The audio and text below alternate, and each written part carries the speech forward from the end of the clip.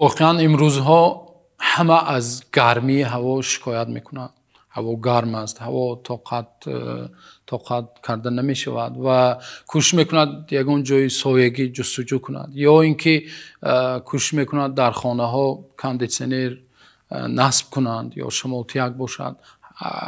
یعنی بنده مؤمن واقعا وقتی خیلی هوا گرم می شود، حرارتی بلند می شود، و یادش حدیث پیامبر صلی الله علیه و سلم می بیاید. بنده مؤمن حقیقی پیامبر صلی الله علیه و سلم در حدیث مبارک خود ما و شما را یادرس کرده میگویند که این گرمی ها از گرمی های جهنم است. هر باری که شما گرمی خیلی سخت می شود در تابستان یا در زمستان، وقتی سخت خنک می شود، گرمی جهنم را به یاد بیارید و خنکی جهنم را به یاد بیارید. پیامبر صلی الله علیه و سلم در حدیث مبارک دیگر خود می‌فرمایند، پیامبر صلی الله علیه و سلم چنانه که امام بخاری و امام مسلم روایت کرده اند میگویند که دوزخ به الله شکایت میکند. واقعا دوزخ از گرمی، از شدت علنگه شکایت میکند، چون که در حدیث دیگر آمده است پیامبر صلی الله علیه و سلم به صحابگان میگویند این آتشی که شما امروز افروخته ایستاده اید، آتشی که ما امروز در این دنیا می افروزیم، پیامبر صلی الله علیه و سلم میگویند گرمی جهنم 70 مراتبه از این زیادت است. یعنی این جزء از 70 جزء جهنم است، این آتشی که امروز ما گریان میکنیم. صحابه ها میگویند انها لکافیه، یعنی این آتشی این دنیا خودش کفایه است اصلا، ولی سبحان الله تصور کنید باز بالای این آتش 69 مراتبه گرمتر، باز آتش جهنم گرمتر است. و از همون شدت، از شدت گرمی جهنم شکایت میکند، میگوید که پروردگار فاذن لها بنفسین، الله دوبار به نفس کشیدن به جهنم اجازت داد.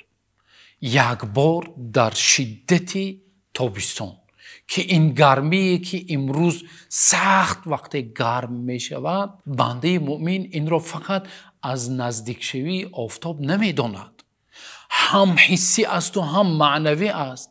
بنده مؤمن در حال در همه چیز آخرتش را به یادش می بیارد. آن جهنمی که الله سبحانه و تعالی در حق او می گوید اذا القوا فیها سمعوا لها شهیقا و هی تفور، وقتی در آن پرتافته می شوند یک نعره وحشتناک شنیده می شود و هی تفور، و او در حالت چی است؟ جوش زدن، می جوشد از شدت حرارت جوش می زند. تکاد تمیز من الغیظ، از شدت خشم جهنم چی می شود؟ پاره پاره تقسیم می شود. یعنی از همون گرمی ها چی می شود؟ امروز ما می بینیم که نفسگیر شده ایستاده ام، خیلی گرم شد. بنده مؤمن این گرمی ها رو و این شدت گرمی جهنم رو به یادش می بیاره. بنابراین پیامبر صلی الله علیه و سلم در حدیث خود فرمودند کسی که در یک روز 3 مرتبه یا در روایت دیگر 7 مرتبه از جهنم و از حرارت جهنم و از عذاب جهنم از الله سبحانه و تعالی پناه می جوید، جهنم می گفت است که پروردگارا این بنده از من پناه جسته ایستاده است، او را از من دور بگردان. بنابراین ما و شما بسیار دعا کنیم که اللهم اجرنی من النار 3 مرتبه یا 7 مرتبه، لا اقل 3 مرتبه اللهم اجرنی من النار، پروردگارا مرا از جهنم، از آتش دوزخ نگه دار، دور بگردان پروردگارا. یا اینکه دعا کنیم که اللهم انی اسألک الجنه و ما قرب الیها من قول او عمل، پروردگارا جنت را از تو میپرسم، پروردگارا جنت را و هر عملی که مرا به جنت نزدیک میکند پروردگارا آن را میپرسم.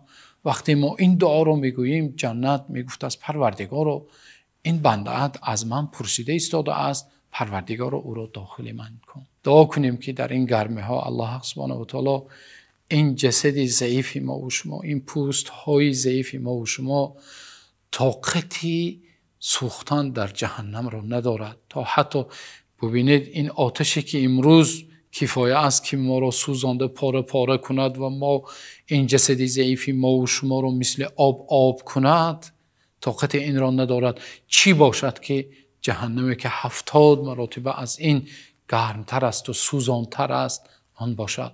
دعا کنیم که الله سبحانه و تعالی جسد ما و شما را بر آتش دوزخ حرام بگرداند و والدین ما و شما، فرزندان و نسل های ما و شما را پروردگار از عذاب جهنم دور نگاه دارد. تا نوار آینده الله نگهبانتان باشد.